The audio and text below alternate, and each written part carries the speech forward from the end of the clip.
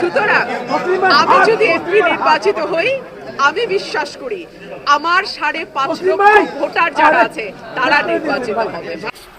আল্লাহর পরিকল্পনা মানুষের বোঝার বাইরে। আল্লাহর এই পরিকল্পনায় আমার বাবা 73 সালে আওয়ামী লীগের জোয়ারের বিপক্ষে স্বতন্ত্র নির্বাচন করেছিল। রব্বুল আলামিনের কি অদ্ভুত পরিকল্পনা, 2026-এ এসে ধানের শীষের জোয়ারের বিপক্ষে আমাকে স্বতন্ত্র লড়াই করতে হচ্ছে।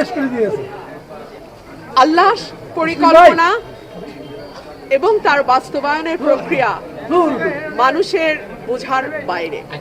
সো আমি দেখব আল্লাহর কি পরিকল্পনা রাখেন আমার জন্য।